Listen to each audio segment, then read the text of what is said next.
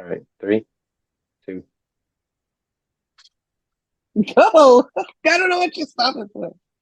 I don't know. I Three, got something in my two. eye. Huh? I said that I got something in my eye. Just go. All right, three, two, one. Welcome to another episode of Chalk Talk.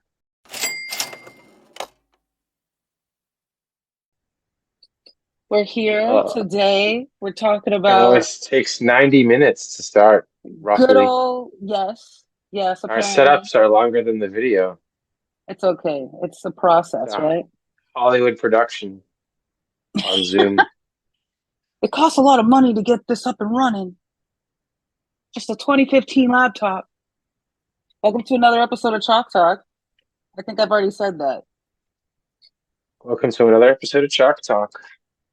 Or if you haven't been here, welcome, as I always say for some reason. Yes. Oh yes, and yes, if you're new, welcome, and if you're a past time old comer, if you've been here before, welcome as well. They've already clicked off. Uh, It's okay. I, my So brain shut today's off for that episode, one. today's episode is Bristol-Myers about Squibb. Bristol Bristol-Myers Squibb. Myers Ticker Squibb. symbol, ticker symbol BMY. I almost said W. BMY. BMY. Yeah, this is our first, not blue chip stock, but our first, like, I don't want to call it boring stock, but non-tech hype stock, And so, is there a or first pharmaceutical non-hype, stock? our first pharmaceutical or biopharmaceutical stock. Every other episode has been about either crypto, tech stocks, or just like a hype stock like AFC Mm. or GNS. Or yeah, this is our first like non. I'm gonna just say it non-boring-ish stock. Not a boring stock, but it's not like an exciting. So we're not talking about Tesla. We're not talking about GME. Anyways, I'm still interested in it. It's a legitimate investment from what I see, Rambling, rambling and John.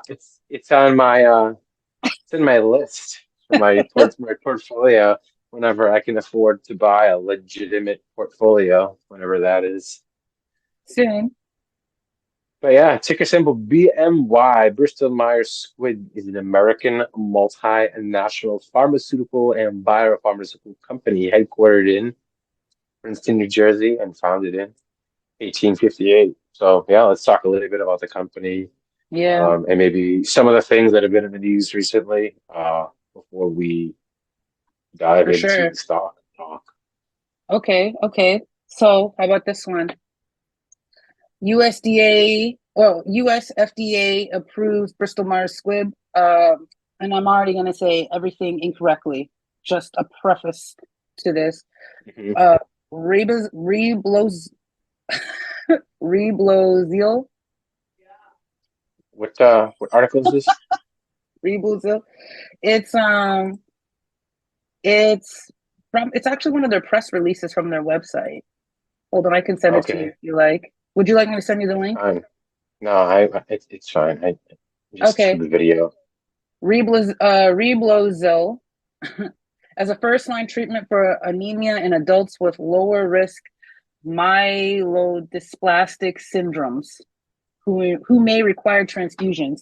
And so basically, to sum it up, this drug helps to, um, create red blood cells so you don't have to get a transfusion, because anemia is, forms of red blood cell loss or disfiguration or other. Hmm. So that was posted on August 28th, 2023. So that was something that Yeah. happened in the news. And I'm pretty sure that it impacted the stock. I don't know if it impacted it positively, but good news is supposed to positively affect. But, Well, but, yeah, go ahead. yeah, and I was saying, from what I've seen, most biopharmaceutical and pharmaceutical companies are down Yeah, so right apparently now. I was also reading about the Inflation Reduction Act, signed in August of 2022. And basically, the IRA seeks to lower prescription drug costs by allowing Medicare to negotiate prices with drug companies, put an inflation cap on drug prices, and lower out of pocket expenses for Medicare recipients. It also extends Affordable Care Act subsidies for 3 years. So, together, the CBO estimates these measures will save the federal government $173 billion through 2031. And basically, this is the government trying to curb these pharmaceutical companies for the rising rates of their drugs, like EpiPen prices skyrocketed, things like that. So I don't know. They say that they don't really want government intervention, Hmm. but if prices for drugs are just going through the roof, then someone needs to come and put a cap on it. Like if you need money, like diabetes medication, I heard is been a problem. EpiPen situation has been a problem. All these like life-saving drugs, and they're becoming out of reach for the common consumer. Then Hmm. what's the point of creating medicines if they're not allowed, if they're unattainable financially? So I guess that's what the idea of the law is. But then there's also that, well, once you let government start regulating, you know, how far does it go? How far does the slippery slope go? I guess it's some like pros and cons or like protests to it. But yeah, that's probably affecting the pharma stocks too, even if they have good news. Yeah. Also, too, I was reading a big problem is that um, a lot of people are going for more of the generic, um, more competition from Yeah. Well, historically, generic people medications. have gone towards name brand because psychologically, that's what you can trust if it's mostly known and trusted. But with these skyrocketing prices, yeah, people are turning more towards generic because what else can they do?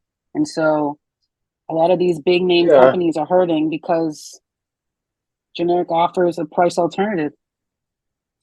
yeah. I mean, I get it. I could see if it was like I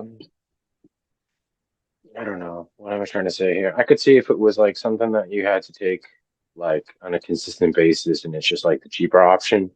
Mhm. But like with Bristol Myers and like the type of stuff that they're producing is like life-saving type of shit. Like, I mean, yeah, some of it's not so life-saving. Like they have like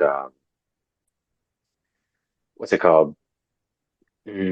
Medication for not so life-threatening like hepatitis, rheumatoid arthritis, diabetes. I mean, diabetes can be life-threatening, but a lot of their other things are like uh for multiple sclerosis, cancer, HIV, AIDS, cardiovascular disease. I mean, diabetes, like I said, is not as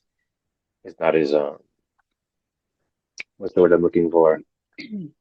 It's not as bad as cancer, but it still can be life-threatening, of course, if it's not Yeah, I mean that's taken care of. true. As long as they don't have the patent on those medicines, then other companies can reproduce them and make more generic, more affordable forms. I mean, Yeah, even if the medicines that they're making are life saving, and they're the only ones that can, they have the patent and they're the only ones that can produce it. They legally have the rights to that.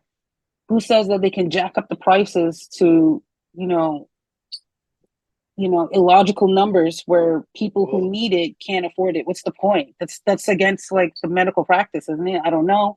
I'm not in I mean, I medical guess, practice, but I feel like that would be against the doctor's code, at least in my mind. That makes sense.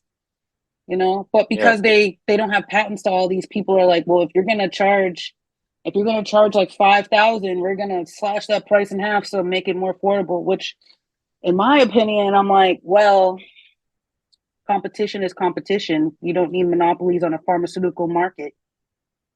True. That's why I also think a lot of these drug companies work with each other. rather than against each other like they do in other industries. Companies work against each other, but it seems like in the pharmaceutical industry and the biopharmaceutical industry, they tend to work together and against. Yeah, Like I for mean, well, example, yeah. For example, who? in this article in Reuters that came out September 14th. This was actually big news. I saw it when I was looking at the stock. Um, on my brokerage, they had this article, and this one's by Reuters. Came out September 14th. It said Bristol-Myers Squibb said on Thursday, this past Thursday, the 14th, it plans to double the number of treatments it is testing in clinical trials with a focus on cell therapies over the next 18 months as it tends to increase with increasing generic competition, like we talked about, for its Hmm. two top selling drugs, the drug maker, we're going to get into what I just mentioned, Hmm. which currently has six candidates in trials, will advance six more in its research pipeline, including three cell therapies that target immune system disorders and different types of cancer. The New York-based company has been pressured by declining demand for two of its top drugs, the blood cancer treatment, Revlimid, and blood thinner, Eliquis, which Eliquis is very popular. They have commercials literally constantly throughout the day. Now, Eliquis is created by Bristol-Myers Squibb, but also is a partnership with Pfizer. That was Hmm. getting to my point. They have a partnership with Pfizer. Now you think like, oh, well, they're in the same industry, they're technically in competition, but they're working together and they're doing research together, which is also ironic. Now to tie this into the stock, Bristol-Myers Squibb is pretty much in its 52-week low, and Pfizer is in its 52-week low this past week.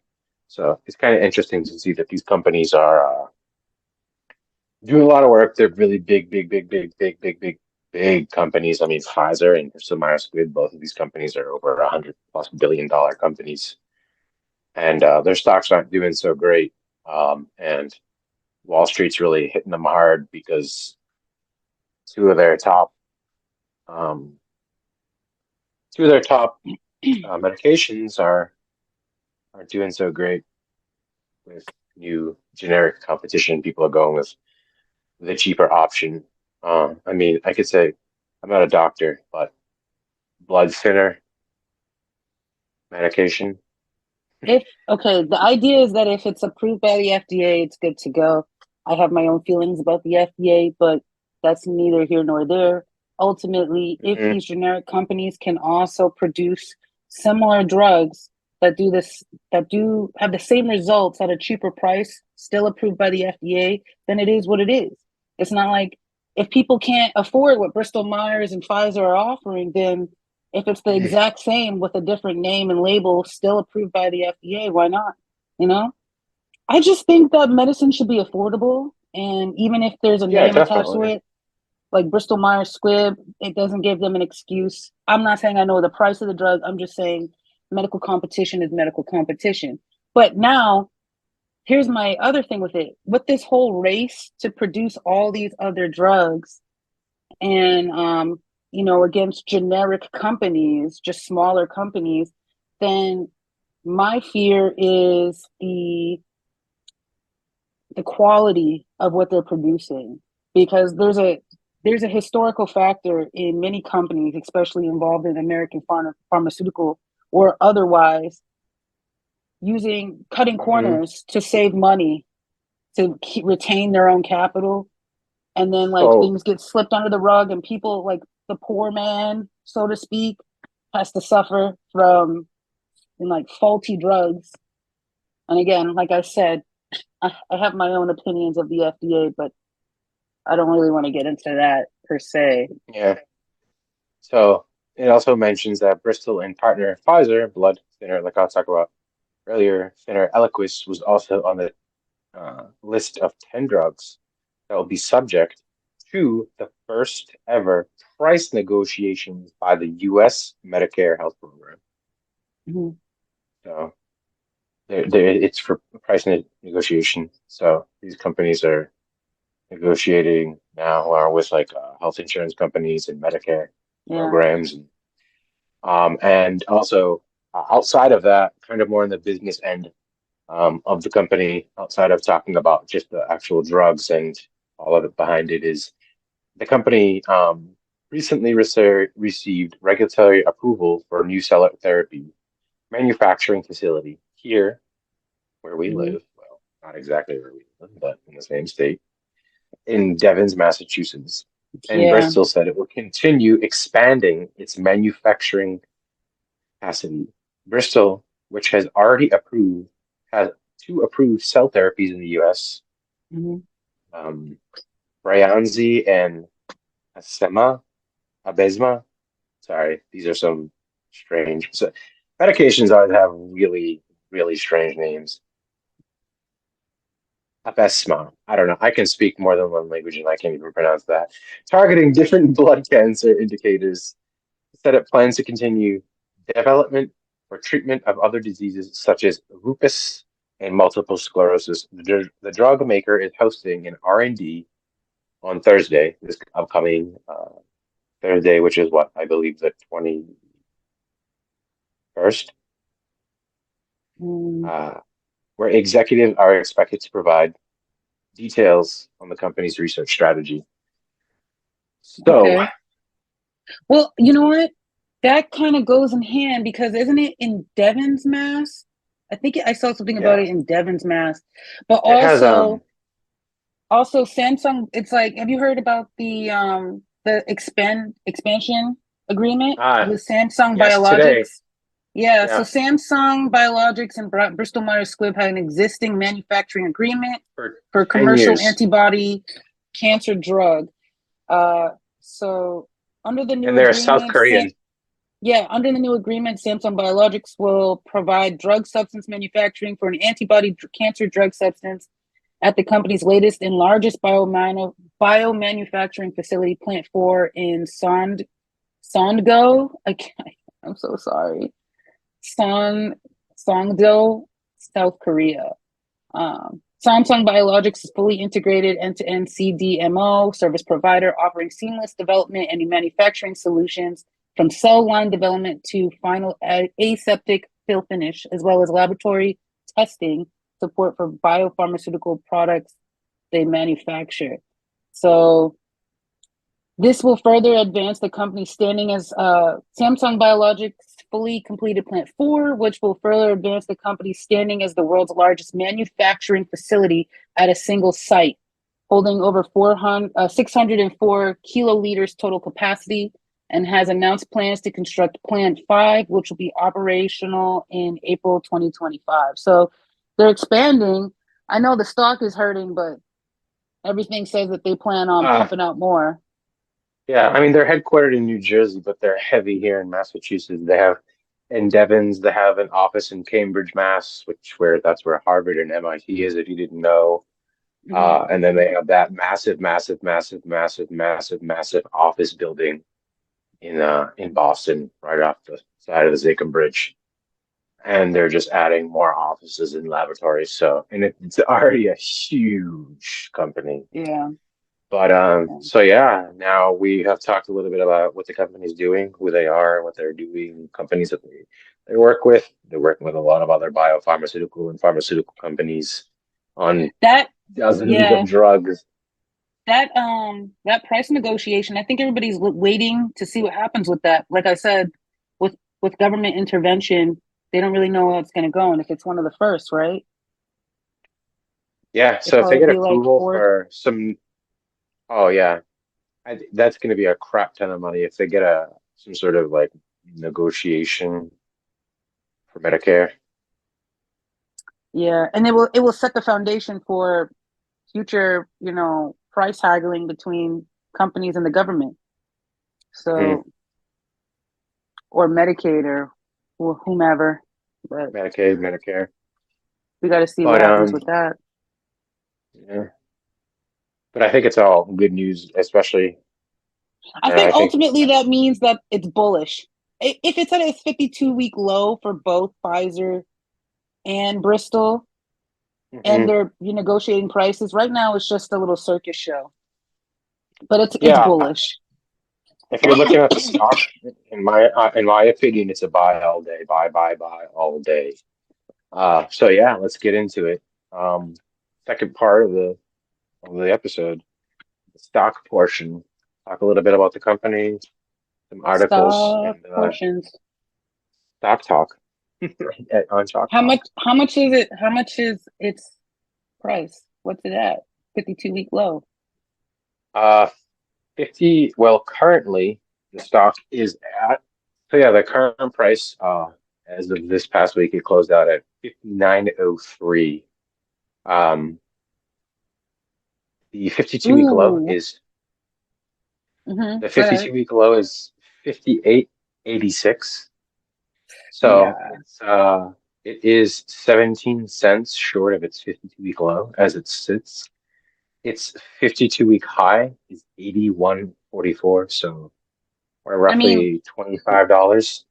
looking at it on Yahoo Finance, it's like short term, mid term, long term, all bearish, but it's it's listed as undervalued. So I was kind Yeah, of on the it money is with that one. undervalued.